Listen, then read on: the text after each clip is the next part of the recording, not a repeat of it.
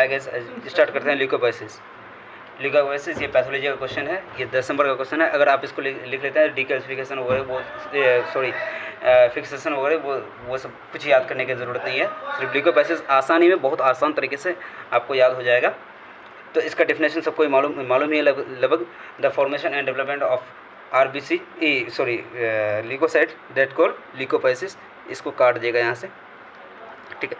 उसके बाद generally leukopoiesis occur in red bone marrow. Red bone marrow में ये अकर होता है। उसके बाद various type of leukocyte. Leukocyte का क्या क्या टाइप है वो देख लीजिए, न्यूट्रोफिल, इसिनोफिल, बेसोफिल, उसके बाद लिम्फोसाइट, मोनोसाइट। ये सारा चीज़ तो आप सबको याद है, सिर्फ हीमोपोएटिक स्टेम सेल याद रखना है। उसके बाद कॉमन माइलॉइड प्रोजेनिटर, उसके बाद कॉमन लिम्फोइड प्रोजेनिटर। ये लिम्फोइड सीरीज है, ये माइलॉइड सीरीज है। माइलॉइड सीरीज में सबसे बड़ा सेल कौन सा होगा? माइलोब्लास्ट। माइलोब्लास्ट के बाद आपको ये टेबल याद रखने में सबसे आसान तरीका क्या याद रखना है? PMMB, ये याद रखना है, PMMB। जैसे P4 प्रोमाइलोसाइट, M4 माइलोसाइट और M4 मेटामाइलोसाइट, B4 बैंड सेल। इतना याद रखना है। N लिख दिए, N4 न्यूट्रोफिल।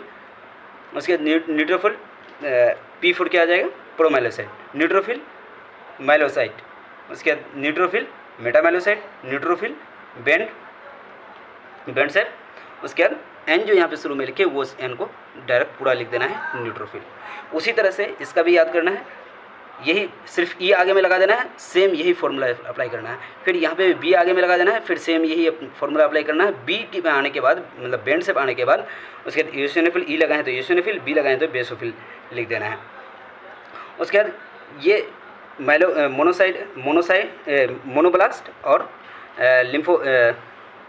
लिम्फोब्लास्ट, ये दोनों में 3 ही स्टेप होता है। प्रोमाइलोसाइट सिर्फ याद रखना, प्रोमोनोसाइट और lymphocyte. Promonocyte and lymphocyte. Promonocyte से मोनोसाइट आ जाएगा, प्रोलिम्फोसाइट से लिम्फोसाइट आ जाएगा। बी सेल, टी सेल तो आपको सब पता ही है ये सब। उसके बाद on the basis of percentage, कौन कितना परसेंटेज में उपस्थित है ये बताने के लिए आपको एक शॉर्ट ट्रिक बताए थे, जो नीलम लिया मैंगो ई बाज़ार से, ठीक है।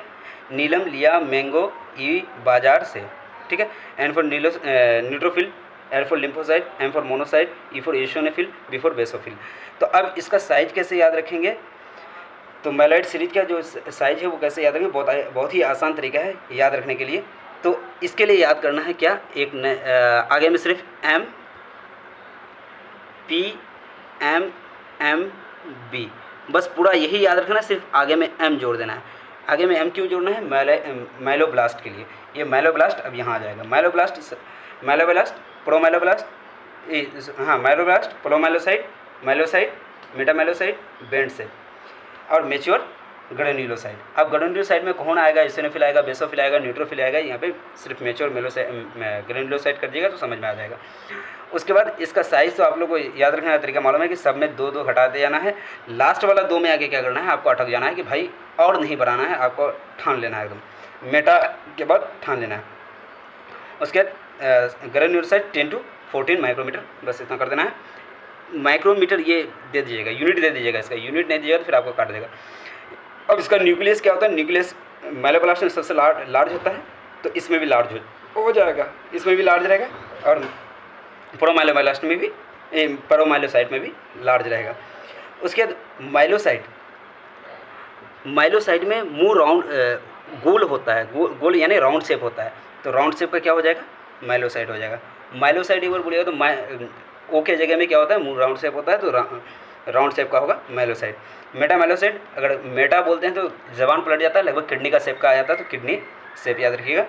उसके बाद बैंड शेप, तो बैंड शेप याद रहेगा भाई, बैंड शेप यू कह दीजिए या फिर आप बैंड शेप कह दीजिए, दोनों चलेगा। और ये मैच्योर ग्रेन्युलोसाइट में डिपेंड्स ऑन द सेल, जैसे न्यूट्रोफिल का मल्टीलोब्ड होता है, एसिनोफिल का अलग होता है, बेसोफिल का अलग होता है, इस तरह से डिपेंड्स ऑन द सेल। बस इतना ही है गाइस, इतना लिख दीजिएगा, फुल मार्क्स लगभग मिल जाएगा आपको।